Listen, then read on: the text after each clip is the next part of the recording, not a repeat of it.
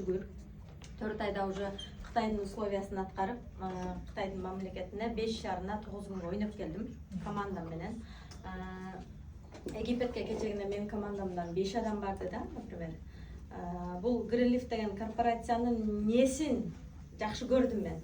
Бул корпорацияда товар көп экен. 5000 бит товар экен.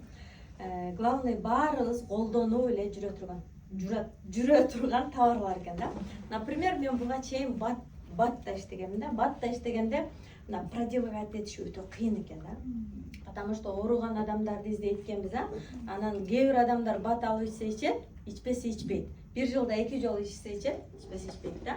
Өзүбүзчө эле врач боло алганбыз биз Envor компаниясына иштегенде. Эртең менен нан ичесиң, кечинде мынаны ичесиң, нан саласың, коркпойт экен элек да ошондойчу. Бизди эгер ошол убакта бирдеке болуп кеткенде бизди камап деле салса болот да. Ошондой. Биз врач эмеспиз да. Коркпой эле проделывать этип жүрө бергенбиз. Бирок мына жерде эмнеси жакшы экен? Зубный пастаны аласыңар, бир жумада түгөнөт, 10 күндө түгөнөт, кайра келесиңер да. Напримерчи, өтө мындай оборот кылыш оңой да, адамдарды чакырыш деле оңой. И так эле бул товарларды башка жактан алып жүрөбүз да. Например, Диксиден, ошондон алып жүргөн эле товарларды ушул жерден алат экенбиз да. Кайра эле ар бир алган товарыбыздан бизге өзүбүздүн личный товарообороттон 10% кешбек кайтып берет да. Эң сонунда. Например, алып атпайбызбы башка жактан эле химикаттарды алып атабыз.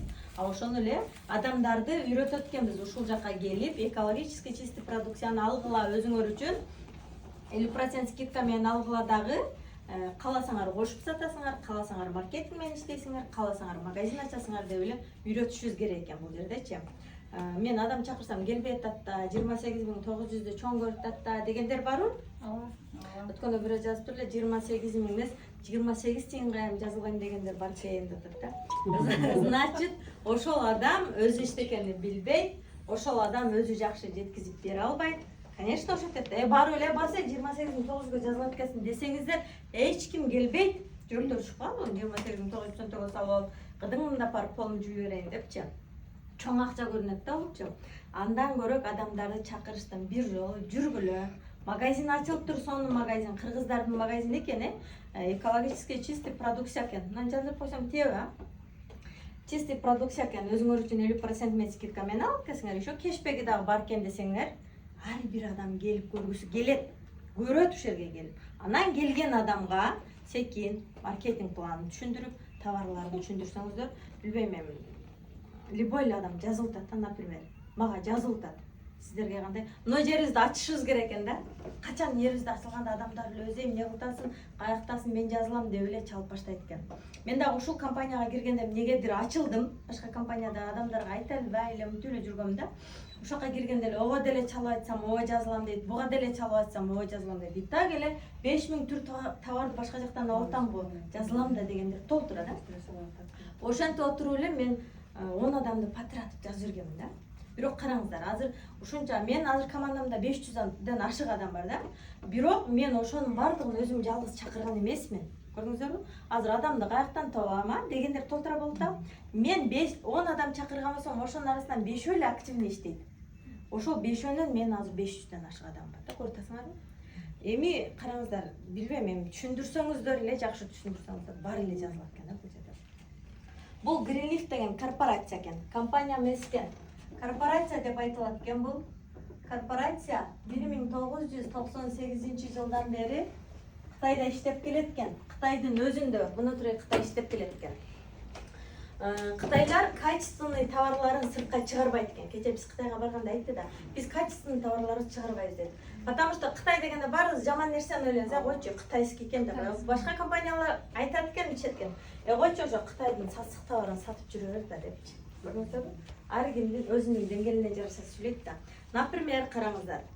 Азыр Кытайдын Пекиндин товарлары, например, Гуанчжунун кийимдери аябай сонун, качествосы мощный. Буга чейин деле Дружба деген эмелер болгон, кийимдери сонун. Мен Кара Суудан болом, Кара Суунун кызымын, базарга жакынмын, мен всегда базарда айтам да. Биз базарда айтабыз сизге. Мисалы үчүн менин ата-энем чоң атам кыргыз, чоң энем уйгур менин. Анан илгертен Кытайдан товар алып келип сатышып жүргөн да. Илгертен качественный сонун товарларды алып келип сатышып жүргөн да. Эми последнее время кече Кытайлар айтат, силерге барган мелаларды дейт биз асфальттарыбызды жүйбүз деп атат да. Потому что Кытай өлкөсү өзү ошончо да элестетиңиздер, Кыргызстандан канча табылат? Канча миллион халкы бар, Кыргызстандан канча. Биздин качественный товарларыбыз эч качан сыртка чыкпайт дейт. Биздин качественный товарлар өзүбүздө болот дейт. Биздин компаниянын президенти Вильям Су айтат, уже 98-жылдан бери болсо, 98-дер канча чыгып калды? 25-ке чыгып калды да. 25 жылдан бери уже Кытайды обеспечивать этип бүттүм мен, эми буну сыртка чыгарайын дейт экен да. Компаниянын президенти өзү Кытайдын ичинде благотворительный фонд менен иштейт да. Өтө боорукер, өтө жөнөкөй, ак көңүл киши экен. Мындай балдарын ээрчитип баргандарда кечегинде Өзбекстандан бирок Кыргызстандан бирөө алып барды эле. Ошонун балдарына дагы 200-300 доллардан колуна карматышты да, за то, что сен балаң менен келиптиң депчи. Көрдүңүзбү? Ушунчалык бай компания экен. Мен ушунчалык компаниянын бай экенине качан Кытайга барып өз көзүм менен көргөндө ишендим да. Биз мисалы үчүн бирөөлөр айтат го, ойноп келели, мынтип келдишти, анан кийин оякты көрүп келдим десе, көзүбүз менен көрбөгөндөргө бул жомоктой эле болот да. Мага деле ошондой болгон да. Айтып атса, койчу каяктан айтып атат. Мен ошончо адамды каяктан табам, адамым жок. Сүйлөй берет да деп эле. Мен оңдосоң, жүрөгүң ачсаң деле, мен оңдоп эле жүрөгүм ачып койсом эле, кантип адамдар келип жазыла берсин мага. Каяктан жомокто айта беришет, дей берчү элем да.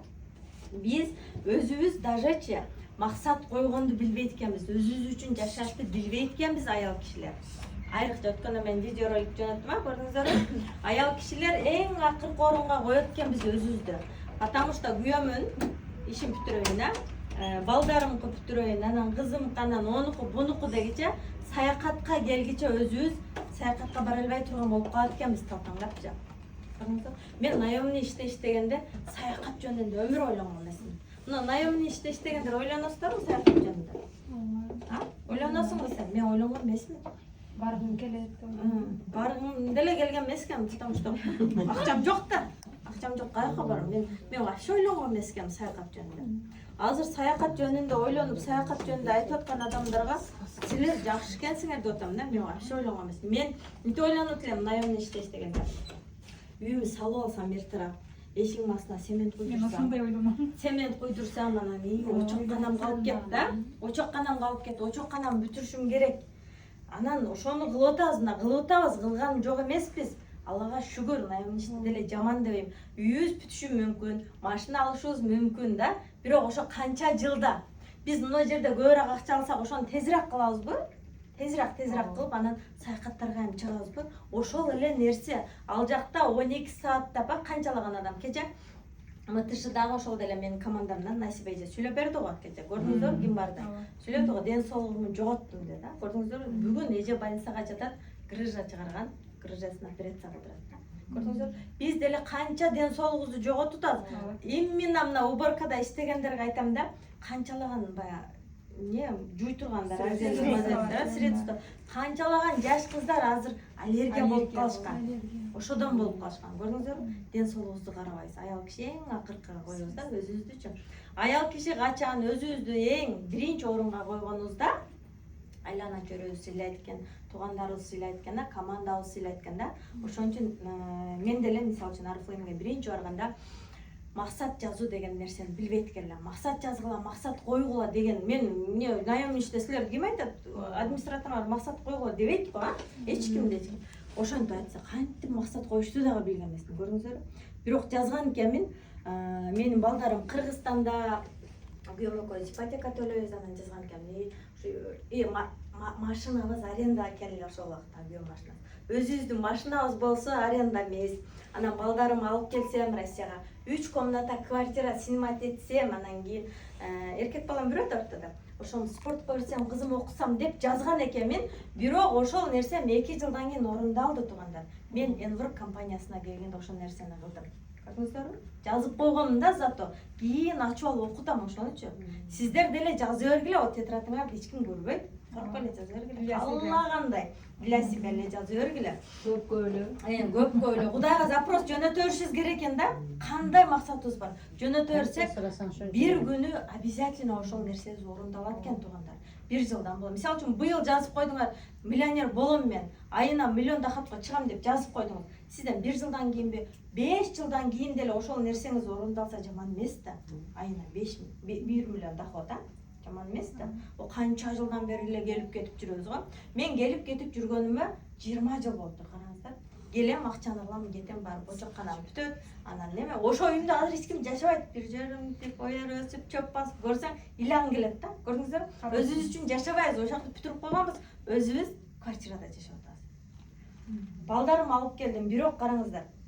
Ошондо менде 3 комнат квартира снимать этем дебей, 3 комната үй алам десем боло беле? Жазсам боло беле? Коркомун да. Кайсы пулуму алам?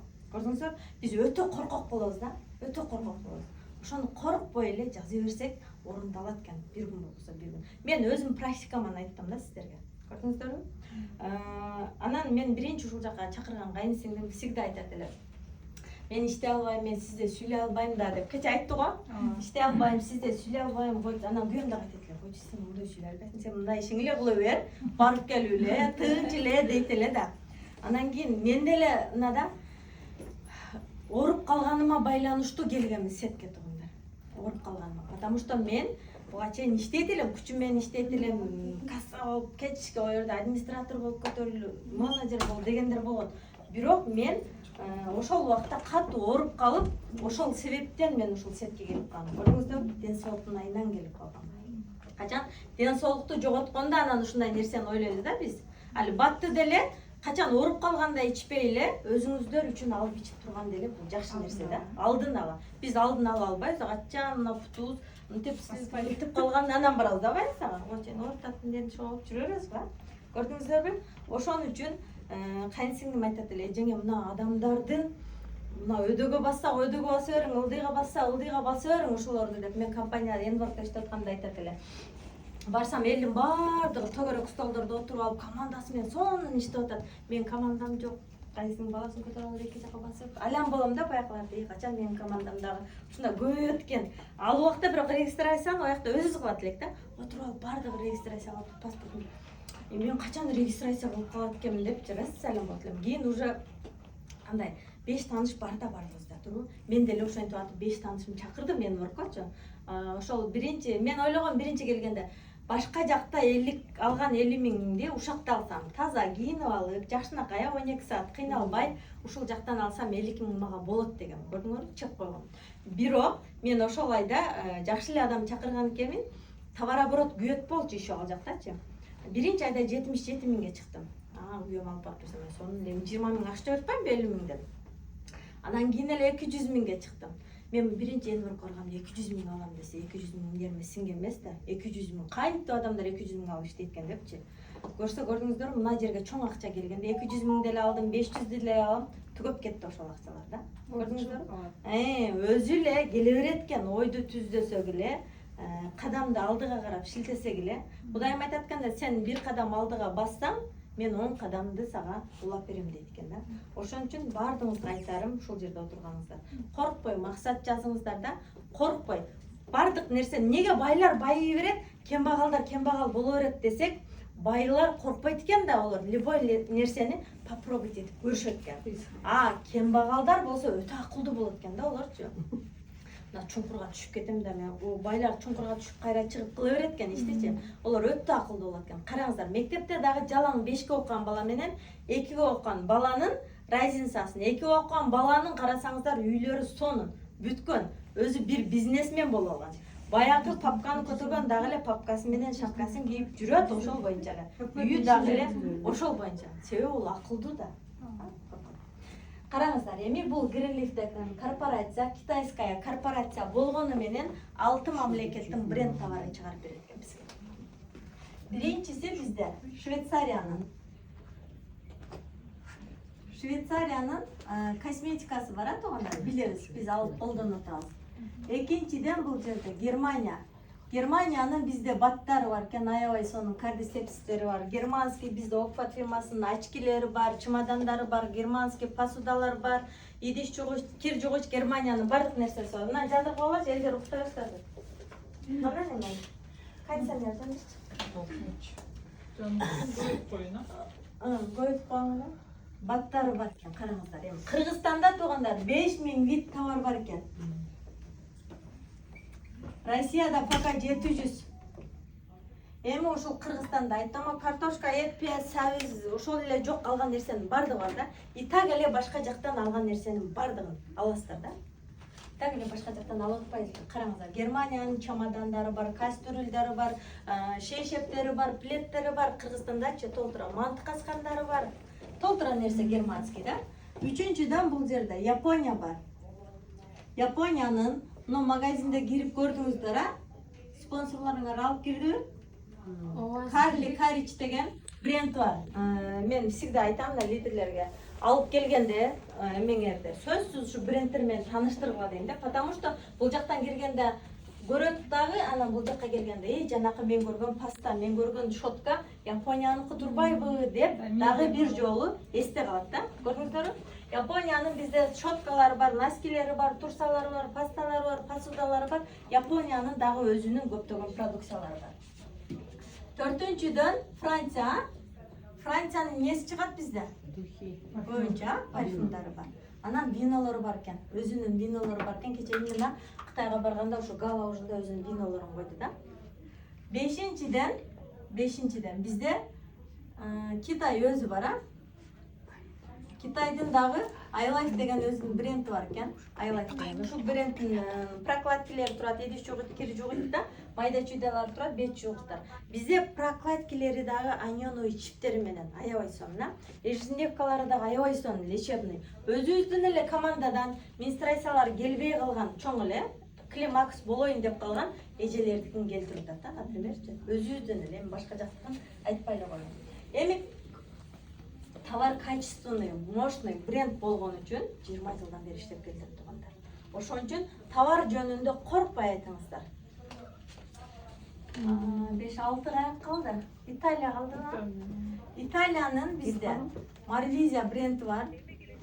Ушул Marvisiянын кече биз барганда, ушул Marvisiянын магазинине бардык, именно 360 адам Кытайга барган болсок, 360 адамдын барына $570 подарка берди. Ар бирибизге элестетиңиздер, $570 чаксаңыздар 50 миңдей акча болот, например, биздин акчагачы 50 миңдей ар бирибизге берди. Эми компаниянын бай экенин ушул жерден деле билсек болот да. 180 адам Өзбекстандын адамдарынын билети күйүп кетип, визаларды туура эмес кылып барып алышты. Ошолордун 180 адамына дагы эме кылды, өчүрүп койдуңар го мындан бери. 180 адамынын дагы билетин кайра повторно алып берди да биздин компания.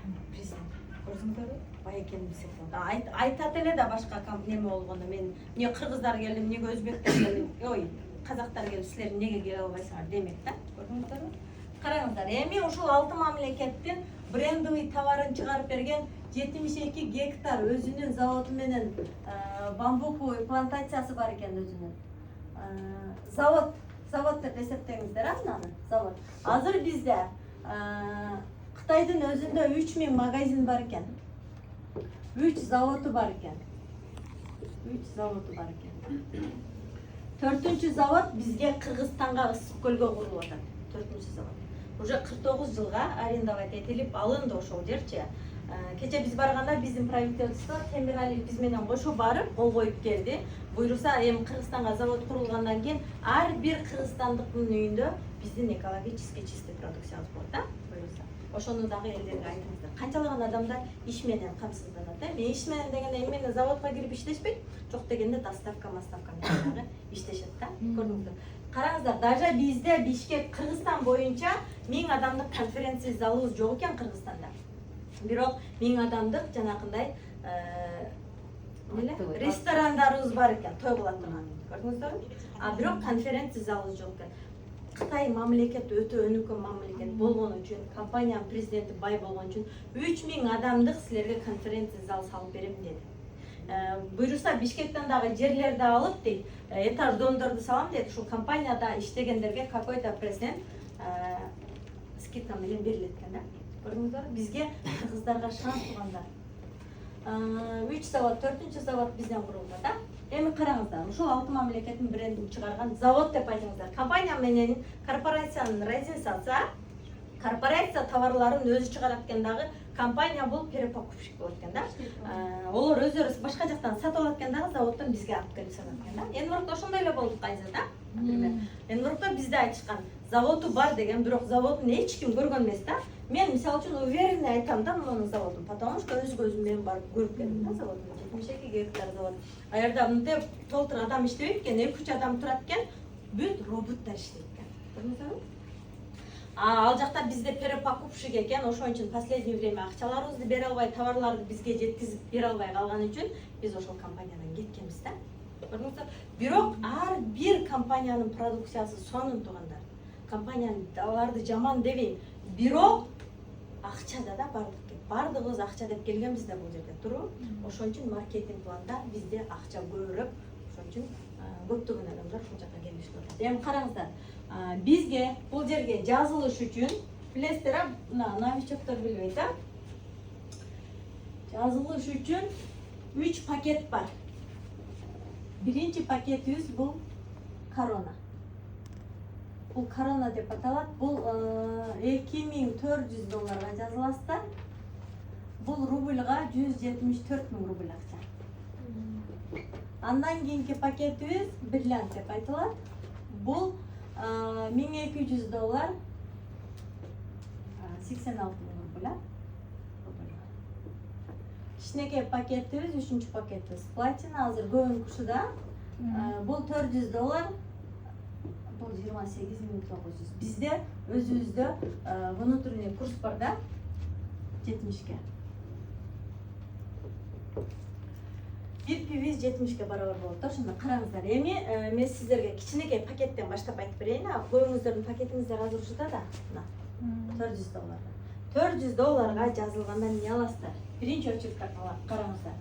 Мынаны айтып коеюн, $400 жазылганда бир кейс алат экен. Кейсти түшүнөсүздөр, подарок. Биз жазылганыбыз үчүн компания бизге бир коробка берет да, бир кейс. Эгер много жазылсаңыздар 3 алып кетесиздер.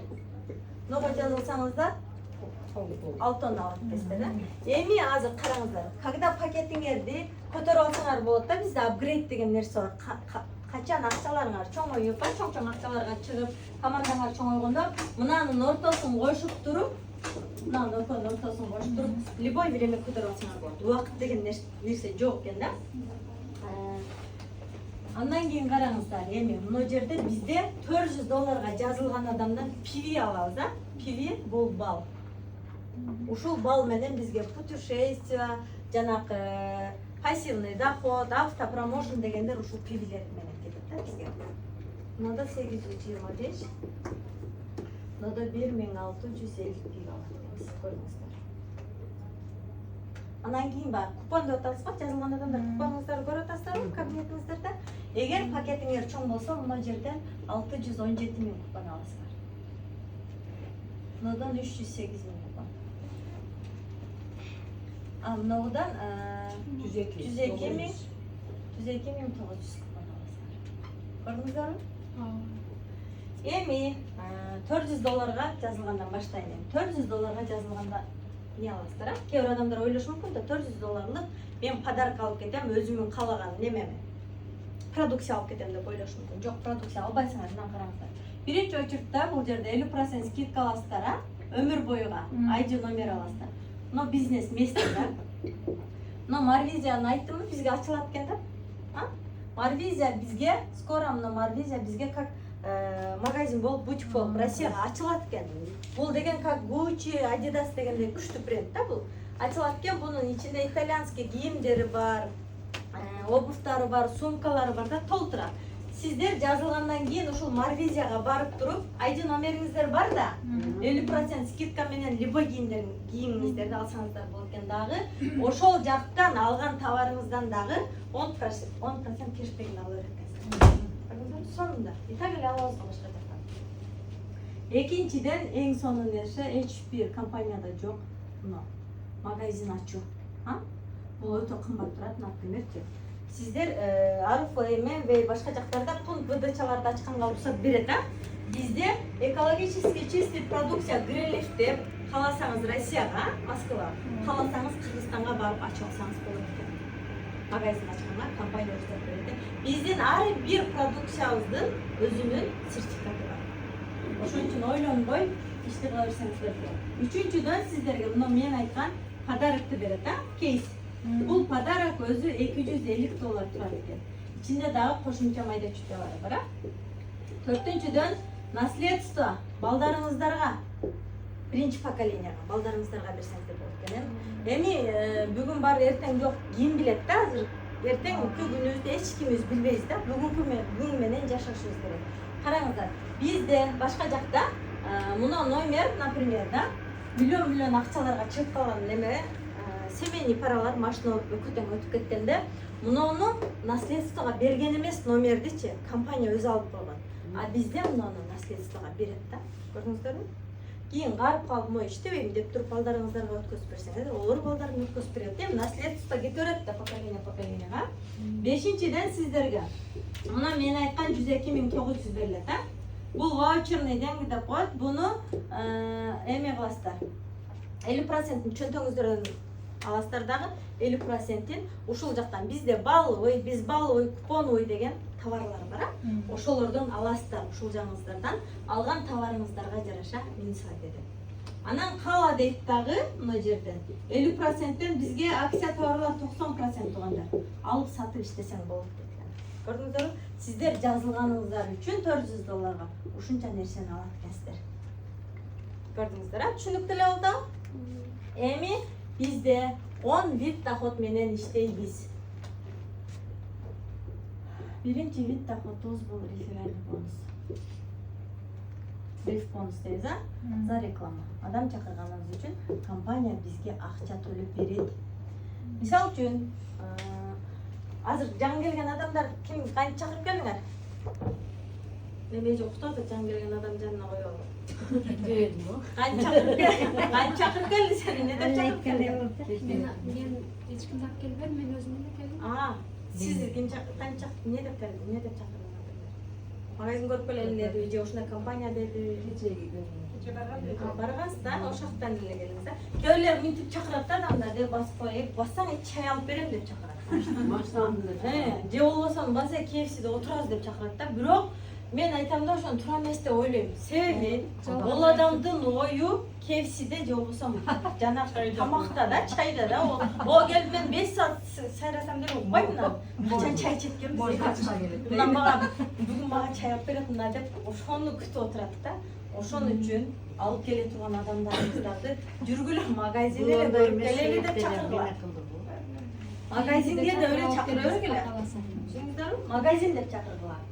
Караңыздар, реферальный бонус бул чакырган адамдарга. Биз бинар плюс классика менен иштейбиз, Классикадан адамдарыбыз мындай келет. Биз чакырган адамдар бул.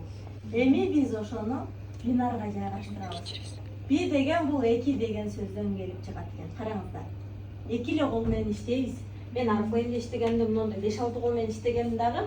Ошол жерден мен азыр эстейм да, өдөдөгү адам гана акчалап, ылдыйдагы адам бечара пахат эте берет дейбиз го. Ошол нерсе ошол жакта болчу да. Потому что караңыз, 5 кол менен иштегенде мен аркаман келе турган адамдычы, чыга турган адам, мага жетейин деп калган адамды, мына түртөт элем да мен башка жактардан ножкаларды ачып иштедим да. Ошол мага жетпеш үчүн. Потому что ол жетсе акчаны ошол ала алат да. Көрдүңүздөрбү? А бизде сиздер келдиңиздер дагы менен өтүп кетсеңиздер болот да. Азыр өтүп кече сүйлөдүк, кайсым айтып берди го. Мен 1.300.000 алсам, айына Рена менен эме 1,5 миллиондон алды деш да. Көрдүңүздөрбү? Бул жерде сиздердин эле өзүңүздөрдүн эме кыймыл аракетиңиздерге жараша. Эми караңыздар. Мына жерден атыңыз ким да жаңы келген? Жипареже. Мына жерге бирөөнү $400 жаздырдыңыз да? Мына жерге дагы бирөөнү $400 жаздырдыңыз. Сиз ушул жерден реферальный бонус алат экенсиз дагы 914 плюс 900. Эмне тосуп коюпмун да? Мына жерден 2 жолу 914 аласыз. 914. Көрдүңүзбү? 2 чакырган адамыңызга. Эми караңыз. Биз бинар плюс классика менен иштейбиз деп атабыз да. Бинардан мына экинчи вид доход бинар болот абы? Бинар. Бул бинарды ошол жерде, мына жерде жаздым го, процент жазбай койдум да. Ушул жерде бинарды пакетибизге жараша алабыз да. Пакетибиз чоң болсо чоң акча алабыз дагы, пакетибиз кичине болсо кичине акча алабыз. Караңыз. $400 жазылган адамдар аркадан 10%, мындан 12%, мындан 15% алып келебиз. Көрдүңүздөрбү? Эми бинар дегенде биз всегда аз жактан акча алабыз. Эми мына жака $400 бирөө жазылды. Например, bizde мына жерде спонсор бар, спонсорумуз, сиздин спонсоруңуз сизге перелив таштап берет да, эң жакшысы бул жерде. Мындай кылып, сиздин утугуңуз мына жерден местаны алып коюш. Спонсордун деле эки колу бар да, ал башка жака алып бара албайт адамдарын. Сиздин түйүңүзгө таштап берет. Не важно, спонсоруңуз таштадыбы, мына жерге эки адам теңелсе эле сиз мына жерден 1800 алат дейсиз. Мына жерде көрдүңүзбү? Бинардан 1800. Потому что пакетибиз кандай? Кичинеби, $400. Караңыздар. 275 пивинин 10%-ин эсептеңиздер, 1800 рубль акча болот да. Эгер пакетиңиз чоң болсо, $2400 болгон болсо, ушул жерден 2750 алат кестер рубльга. Но 1000 рубль эле экен го деп атасыздар го, бирок бир күндө 5-6 адам жазылып калышы мүмкүн да, бир күндө. Элестетиң, 5-6 жолу 2750-тен алган жакшы болуп калат. Команда когда чоңойгондо даже $1000 разница болуп калат. Түшүндүңүздөрбү? Ошон үчүн шанс болсо, пакеттин дагы көтөрүп койгон эң сонун. Анан караңыздар, бул экөө тең эл да, буну алыңыздар. Чакырганыңыздар үчүн мына эмен алдыңыздар, 914 бияктан, 914 бияктан. Эми бинар тең элди 1800 алдыңыз. Ушуга эле дагы 3-чү вид доход мына жерде. 3-чү вид доход уровень, а? Иш жерден уккан эмеспиз, уровень айзат.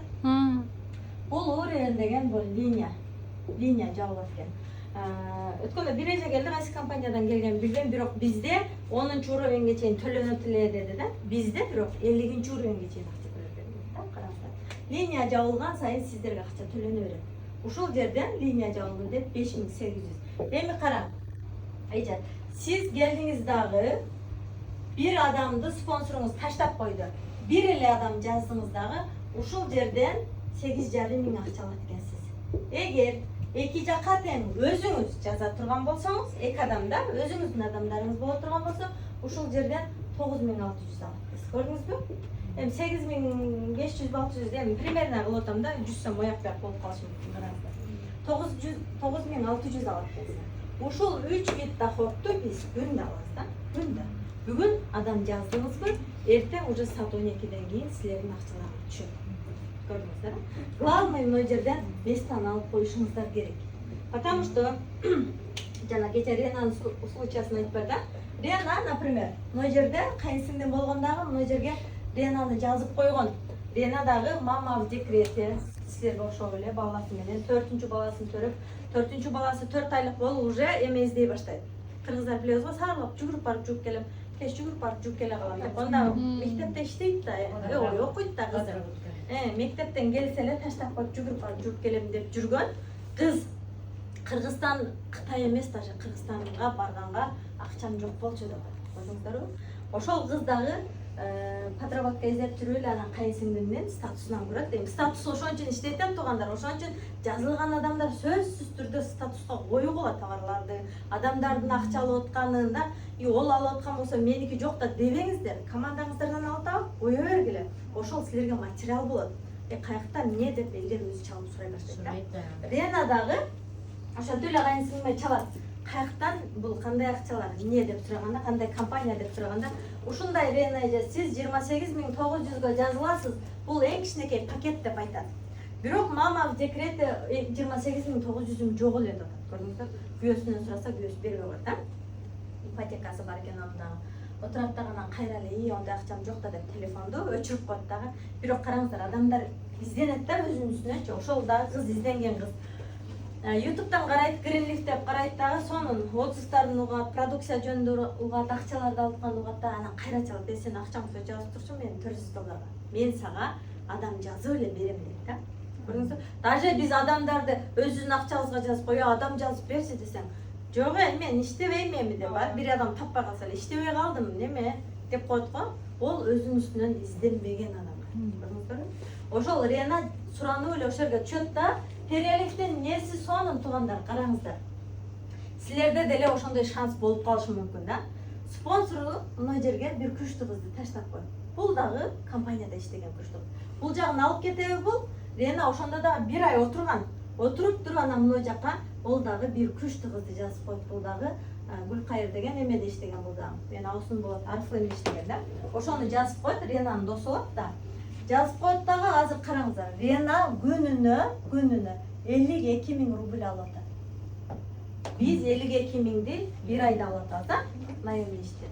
Күнүнө 52 000. Бизде неме бар экен да жанакындай. Флеш алып деп коет экен. Күнүнө $800 ашыкча акча түшпөйт экен. Болбосо Рена күнүнө 52 000ден дагы ашыкча акча алыш керек. Көрдүңөрбү? $800 деле да чөткүйлүү акча. Көрдүңөрбү? Бул дагы караңыздар, сиздердин деле аркаңыздардан ушундай адам келип калышы мүмкүн да. Мен айттым, 10 адам жазганмын 6 ай мурун, 10 адамдан 5 адам эле активно иштейт. Мисалы үчүн силердин баарыңарды мен чакырган жокмун да, бириңер чакырып келип атасыңар. Мен чакырган жокмун, мисалы мен Салтанатты деле мен чакырган жокмун. Зиядан булар азыр мына кыздар. Ушул кыздарга рахмат айтам, мен Питерден келип отурушат да, балдары менен. Буларга маркетинг план айтып берген адам жок ошол жерде. Көрдүңүздөр, бизде таяр офис, таяр маркетинг план айтып беребиз, таяр магазин, ошого дагы адам алып келе албайтам да деген ушул да. Булар ошол балдары менен ошончо алып сөйлө деп келип атышат. Көрдүңүздөрбү? Мынандай да, ар бир адам миллионер боло бербейт экен да. Көрдүңүздөр? Өзүнүн үстүнөн иштеген адам, изденген адам, сабыр кылган адам гана миллионер болот да. А бирөө келет дагы жарым жылга жеткенде, мен иштебейм. Иштеш керек экен да, ой жерде дейбиз го. Адам чакырыш керек экен да, боякка барып, деп эле отурса эле акча бергендей да. Мен адамдарга таңлап иштесең анан акча аласың да. Мен Арфлеймге барып результат кыла алган эмесмин, ол күнөө менде да. Көрдүңөрбү? Адам өзүбүздөн күнөө издебейбиз. Ошо компанияга 28.900 жазып алып, балайым, жок жүрөм дегендер бар а. Олар өздөрүнүн үстүнөн иштебеген адамдар. Качан компанияга барасыздар, результатты кыласыздар, анан ошол компанияда иштедим деп айтасыздар да. Эми мынаны алдыңыздар а. Бул 3 вид доход күндө чөп. Андан кийинки 4-чү вид доходубуз бизде личный товарообороттон 10% кешбек алабыз. Бул деген ар айдын 10 числосунда түшөт. Мына Марвизияга барып деле айтып атам го, кийим алсаңар деле кийинки айдын 10 числосунда мына кешбекти ала бересиңер. Бир паста аласыңарбы, бир шотка аласыңарбы, эмне алсаңар деле ушул 10% кешбекти ала бересиздер. И так эле башка жактан алып атпайбызбы? Шампунь алып атабыз, прокладка алып атабыз, камын алып атабыз да, бардык нерсени алып атабыз.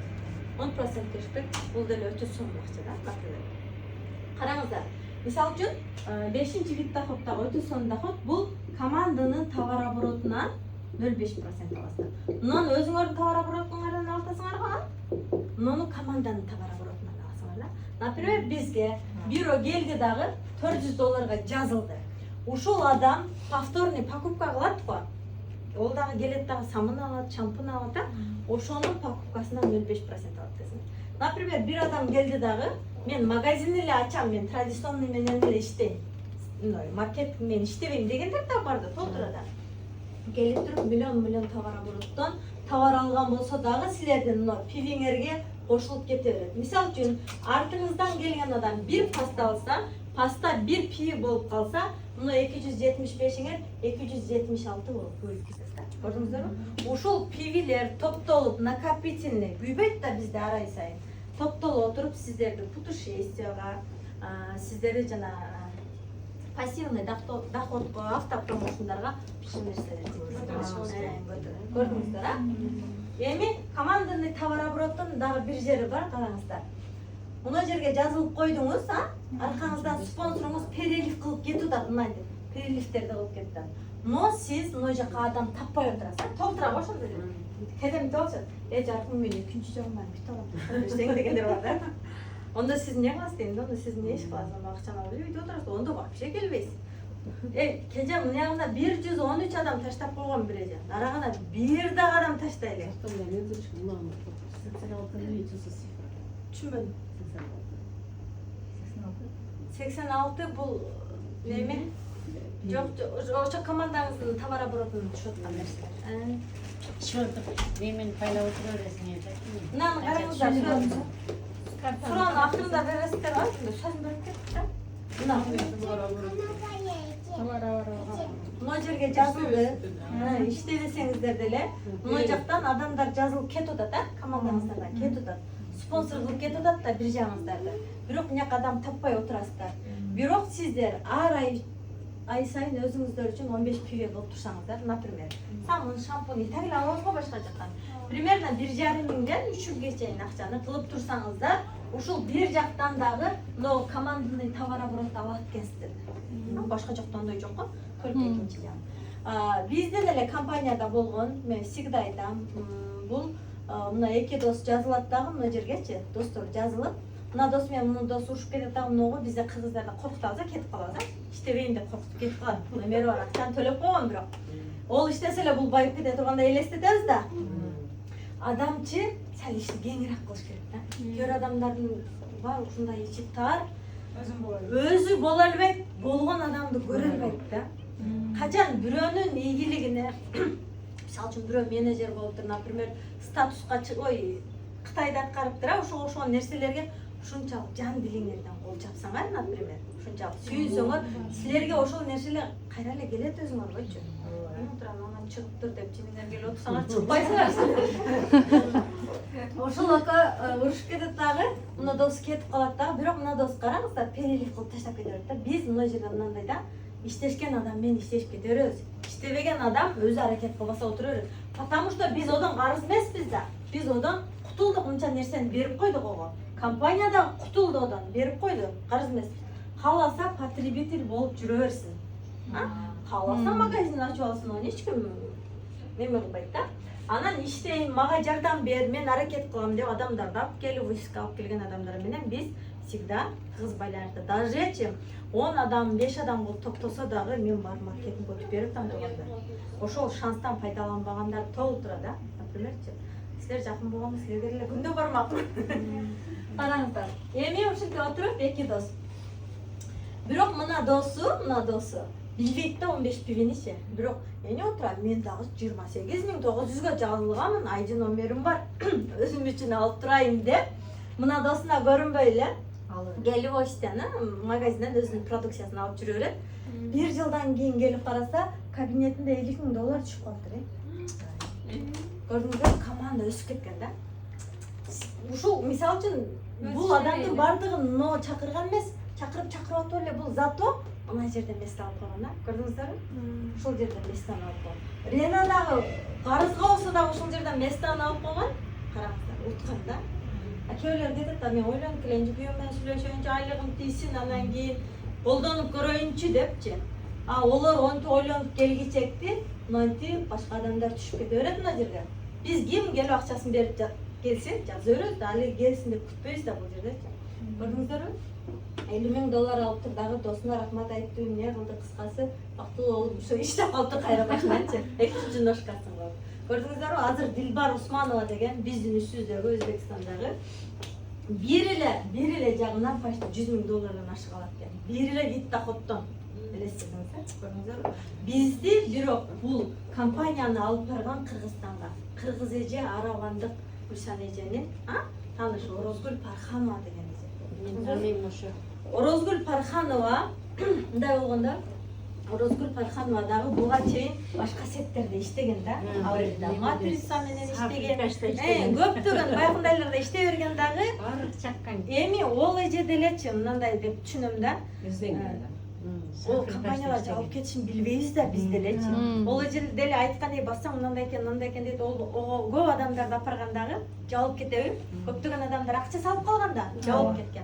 Анан Орозгүл эжеге ишенбей калышкан да. Пархановага көп ишенбей калышкан. Өзү эле айтып берет ону өзүнө. Туура эле. Пархановага эч ким ишенбей калгандагы, анан Парханова Өзбекстанга кирип кетет.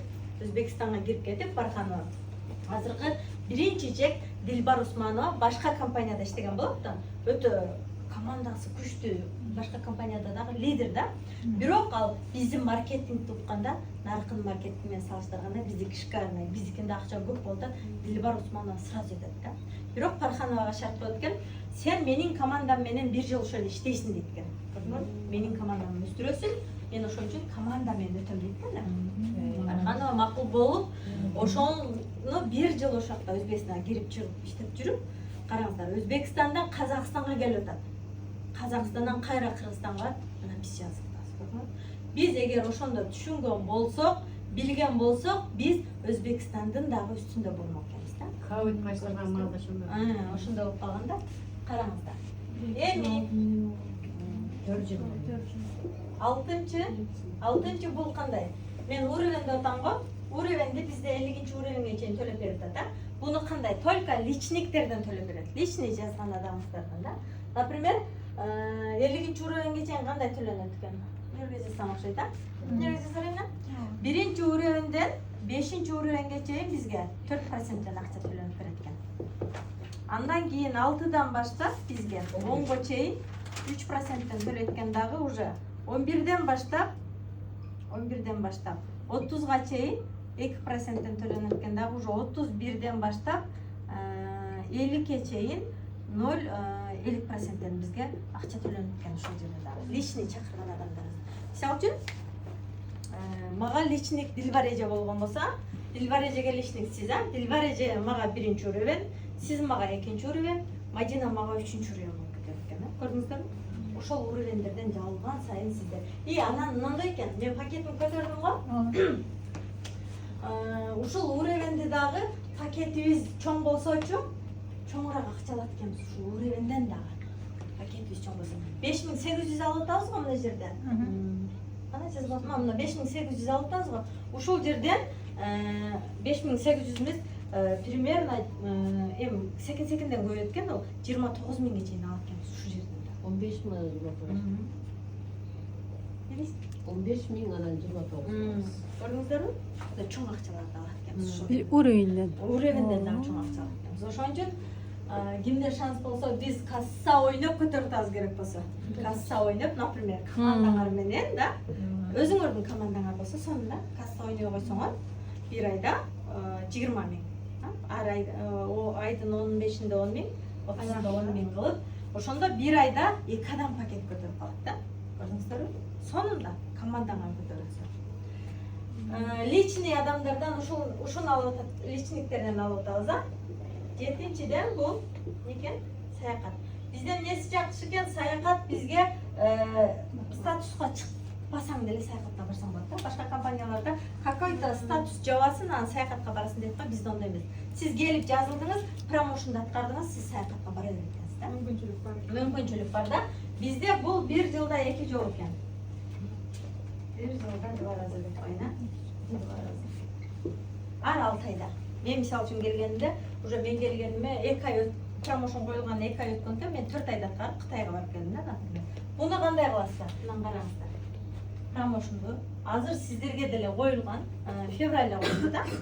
4 ай өтүп кетти, 2 ай калды. 15 миң пивини ким түшүндү, ким түшүнбөдү? Түшүнбөсөңүздөр кайра Аган товардын балы утулушуна. Товардын балы түшөт, аркаңыздан келип бирөө $400 жазылса, одан 275 түшөт да. Бонус келди, Бал, мына 275 айттым го. Бирөө $400 жазылса сизге ошол бал бар. Адамдардан балдар түшөт. Бал. Олар покупка кылса бал түшөт, бирөө келип жазылса бал түшөт да. Ошолордон командаңыз менен чогулуп отуруп азыр 2 ай убакыт калды. 2 айдын ичинде сиз дагы ушул 15 миңди кылып койсоңуз, Кытайдын 5 шарына 9 күнгө салып берген. Сиздерде дагы шанс бар да. Биз ошондо Кытайды кылытканда бизге 8 миң малый промоушн коюлганда Египет кылынган, ошол Египетке барып келишти. Анан түшүндүрөсүздөр эжилер. 8 миңге Египетке барып келишти. Мен командаман, мен 5 адам барып келдим да. Мен Кытайда аткардым, олар Египетте аткарышкан. Көрдүңүздөр барып келишти. Азыр эми ушуну дагы сиздерге Кытайдын бир эле шарына коюп бердим. Суджо деген шарына 3 күнгө. Келиң. Сен ошол чекеден бер. Oturmazlar, biz bekliyorum, oturmuş. Төргө, машиналар төргө. Жаңы бала бар эди, кетип өтүп. Сиздерге азыр 8.000 дагы бул сонун шанс да малый промоушен. Кытайдын бир шарына 3 күнгө барып келгенге сиздерге дагы шанс бар. Айтканда, көрдүңүздөр. Саякатыбыз 1 жылда 2 жолу. 8 бул статус. Ушул статуска мен 6 айда чыктым. Менеджер деген. Единоразовый сиздерге гүлдүн ордуна $1000 акча берет экен. Кадан эми единоразовый берип атат да. Көрдүңүздөр. Эгер ушул жерде сиздер старший менеджерге чыксаңыздар, единоразовый $2000 берет экен. Директорго чыксаңыздар, единоразовый гүлдүн ордуна $3000. Эми муну жактагы акчалардан сырткары да, муну жактан канча акча келип атат? Бул эми өзүнчө бир 8-чилик доход болот да. Караңыздар. Буга кантип чыгасыздар? Буга команда менен 44.200 пири кыласыз. 44.200 пири кыласыз. Буну 1 жылда кыласызбы, 5 айда кыласызбы, 2 жылда кыласызбы, товар оборот күйбөйт. Несі жакшы экен, мына жерге жазылып коюп эле секин ташбакка минсеңиз деле по-любому чыгат экенсиз. По-любому бир күнү ушул жака чыгат экенсиз. Потому что аркаңыздан иштей турган адамдар келип калат да, келет да сизде деле туруп, яңыңыздан дагы келип калат экен.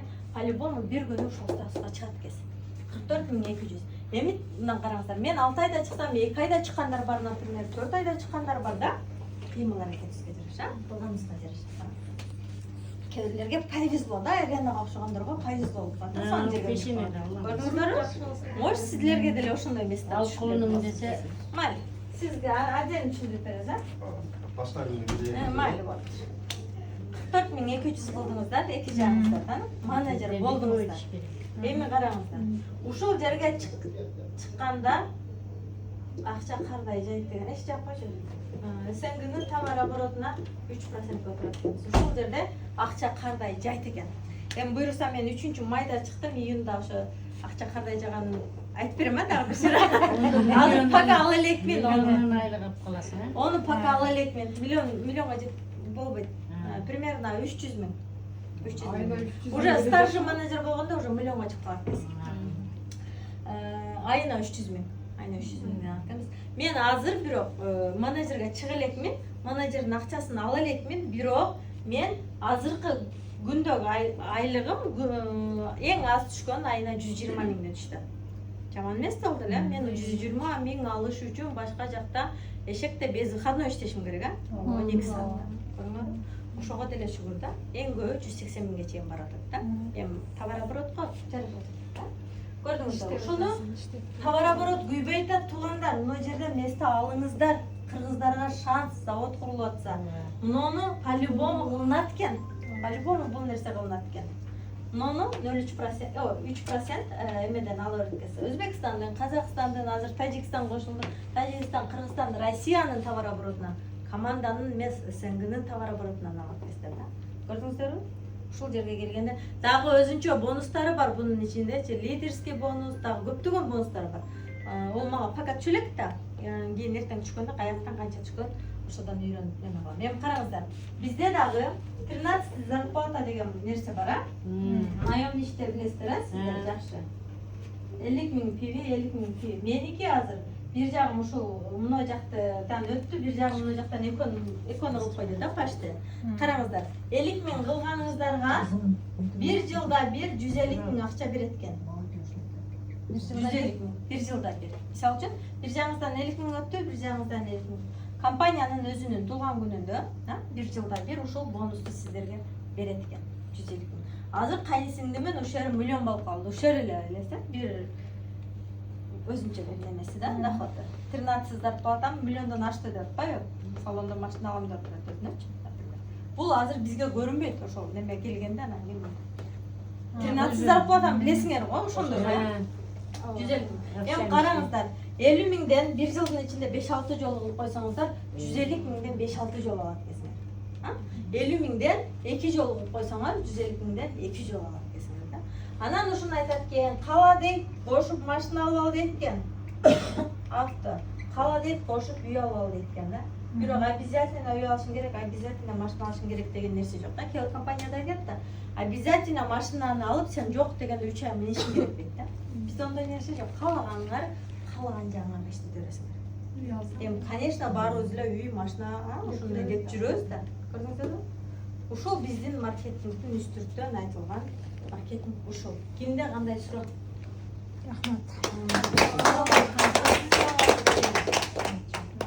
Жатпайды. Мисалы мен Кыргызстанда мен через рум менен келиним же экөөм менен сиңдилерим ала берсе скидка боло берет товарга. Аларга дагы скидка боло берет, алардын товарынан кешбек түшө берет. Senin memen mi Кешбек alıyor түшө берет. Сага ошол жактан алынган товардан дагы кешбек түшө берет да. Эң жакшысы. Şunu Rus menен. Бирок купонуңан кемейт, конечно. Ошо Алган жөө товардан калат жаш. Ошо мен да апамы жазайын дедим эле да. Ананчы. Ошо Жаз. анан иштей берсем болобу? Азыр Конечно. пока телектин Азыр мынада сен атың кем? Бегимай. Эгимай, сен азыр мына жерге апаңа биринчи жазып койсоң, сен адам жаза элексиң да. Спонсорун бир жаңа жардам берип кетет дагы. Сен итак апаңа аркасынан адам таштайсың да. Көрдүңбү? Таштап кете бересиң дагы. Апаңын бир жак ножкасы өсүп турат. Жазайын деп атам пока айтпай. Конечно, треугольник кылып жазсаңар кайра жакшы. Эртең саякатка майда чүйдөгө барганыңарда, саякатка майда чүйдөгө барганыңарда Пока чогуу бул азыр Жол неме жак? Хорошо. Уже адам Майли түшүнүктүү эле болду. Дагы бар экен, а? Дагы суроолор болсо эшикти кана көтөрөм, а? Жүргүнем, биз эшикке чейин адамдар Немелер. Bizde şöyle